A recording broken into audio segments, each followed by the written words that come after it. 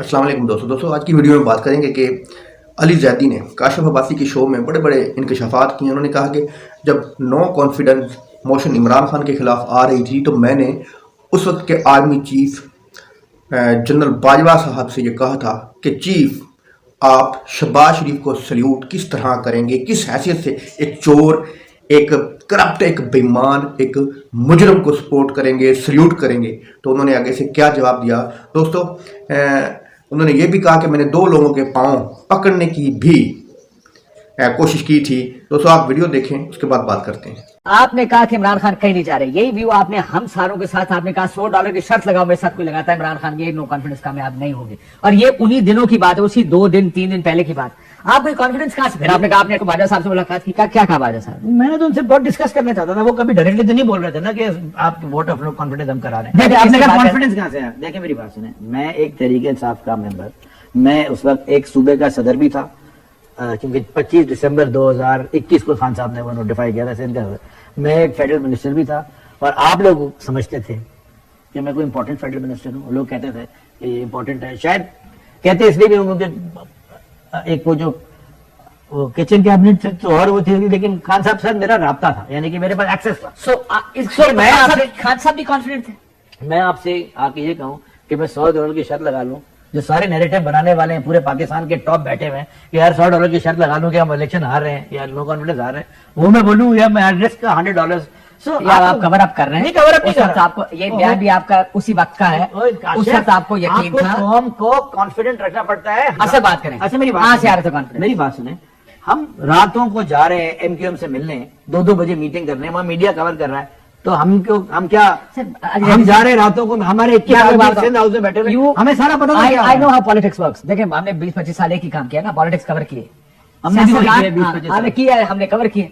सियासतदान के पास 10 रास्ते होते हैं की बात कहने के। ये साहब कह रहे थे ना, लिख लेना, भूल ना जाना, कहीं जा रहा 2028 तक it wasn't giving media confidence. आप हमें एतमाद नहीं दे रहे थे, यहाँ पे कोई एतमाद दे रहा था? नहीं, हमें कोई एतमाद नहीं दे रहा था। हमें तो अगर एतमाद दे रहा था तो मीटिंग में क्यों जा रहे थे?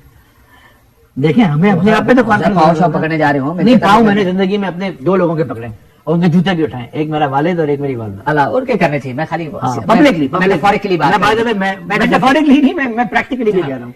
ओके, ये बताएं कि वहाँ पे मुलाकात में क्या, कब आपने कहा क्या होगा, बाजा साहब ने आगे से क्या जवाब दिया? एक दिन पहले जी ये सियासी है, ये सियासत है, और इसको आप खुद हैंडल करें, आप अपोजिशन में बैठ जाएं, क्या फर्क पड़ता है? आप मुझे बताएं कि बात पे नहीं है। जाते जाते मैंने उनको कहा, मैं कहा सर तो मैंने चीफ, मैंने को कह रहा था, मैं चीफ मुझे बात सुना है, मुझे समझ में आ रहा, मैं जितना मैं आपको जानता हूँ, या तो मैं बेवकूफ था या हूँ, या आई डोंट नो।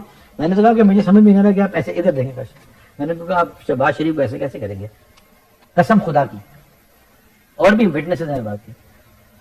मैंने कहा यार वो बंदा FIA पकड़ के उसको ले जाने लगी है, उसके ऊपर TT है, मंजूर पता नहीं कौन कौन से केसेस हैं, करप्शन है, सुप्रीम कोर्ट में केसेस चल रहे हैं, भाई उसका डिस्क्वालीफाई हुआ करप्शन पे, सारा खानदान ऊपर से नीचे गड़बड़ है, सब चोर हैं, बाहर के अखबारों में आर्टिकल जाते हैं, कैसे करेंगे? तो उन्होंने मुझे कहा मैं ओथ टेकिंग में नहीं जाऊंगा। मैंने कहा ओथ टेकिंग नहीं गए तो भाई उसके बाद तो मिले ना मॉरल विक्ट्री, हम अभी भी सब कर रहे हैं। लेकिन इसकी कभी खान साहब ने कहा मैं तो कोई आदमी के खिलाफ, इंडिविजुअल्स के डिसीजंस के साथ डिसएग्रीमेंट का मतलब नहीं कि इंस्टीट्यूशनल लड़ाई हो, दुनिया भर में होती रही है। ये नवाज शरीफ और मरियम शरीफ के बयानात अगर आप चला दें जलसों में, जो पिछले चीफ और पिछले DGI के बारे में नाम ले लेके ये कहते थे, मुझे तो समझ में नहीं आ रहा कि वो क्या था। ऐसे ये कितना ज्यादा ब्लेटेंट हार्ड लाइन बना के, वो कहते हैं ना टेस्ट ऑफ द डे, वो flavour of the week, flavour of the month, flavour of the year, political उस वक्त का सियासी फ्लेवर क्या है, ये आप जब पाकिस्तान में देखते हैं ना तो आपको ये नजर आता है कि हर सियासतदान कभी ना कभी फ्लेवर बनता है उस साल का। आजकल ये लोग बने हुए हैं, सारी पॉलिटिकल पार्टीज ने गलती की, including us, let's be real, including my political. Go to bed with the establishment. नहीं देखें, मैं मैं आपको बताता हूँ, एक पॉलिटिकल चीफ ऑफ स्टाफ बहुत जरूरी था, क्योंकि सारे फैसले जो खान साहब एज प्राइम मिनिस्टर कर रहे थे, ज्यादातर फैसले शुरू के टाइम में, आखिर में तो हो गए थे क्योंकि हम सारे पॉलिटिकल चीफ ऑफ स्टाफ बन गए थे आखिरी 4 महीने में, लेकिन उससे पहले एडमिनिस्ट्रेटिव थे। ठीक है, और आप एडमिनिस्ट्रेटिव फैसले पॉलिटिकल, यानी कि आप ब्यूरोक्रेट नहीं होना चाहिए, ये सियासतदान होना चाहिए जिसका ताल्लुक आपकी सियासी जमात से हो, जो इन्वेस्टेड हो आपकी पॉलिटिकल। जो नहीं भाई, एक ब्रिज थे, it could have done better, but आपने सारे general Fawad Hasan Fawad are administrative units हैं, ایک چیف آف اسٹاف ایک پولیٹیکل یونٹ ہونا چاہیے. لیکن میرا یہ نہیں جنرل فیض کے بھی فیصلوں میں ہوتے تھے نا, یعنی کہ وہ ڈی بی آئی آئے تھے نا اس وقت. کوئی انٹرسٹنگ آپ کو لگا جنرل فیض صاحب نے کچھ کہا آپ کو اس دوران جب میرا کوئی رابطہ نہیں ہے اس سے پہلے میرا, اس سے پہلے بھی پہلے کوئی رابطہ نہیں. میں سلام دعا تھی آپ کا خیال جی تو دوستو آپ نے علی زیدی کی گفتگو سنی. اس کا کہنا ہے کہ میں عمران خان سے ایک بار ملوں گا اور ان کے اپنے اور عمران خان کے درمیان جو غلط فہمیاں ہیں وہ دور کروں گا. لیکن پوری دنیا جانتی ہے, میرا نہیں خیال کہ وہ عمران خان صاحب دوبارہ ان کو اپنی پارٹی میں لیں گے. یہ جتنے مرضی اپنے آپ کو سچا ثابت کرنے کی کوشش کر لے, عمران خان صاحب اس کو واپس نہیں لیں گے. دوستو آپ کو کیا لگتا ہے؟ اپنی رائے کا اظہار ضرور کیجیے گا. ویڈیو کو لائک اور چینل کو سبسکرائب کیجیے گا. اللہ حافظ.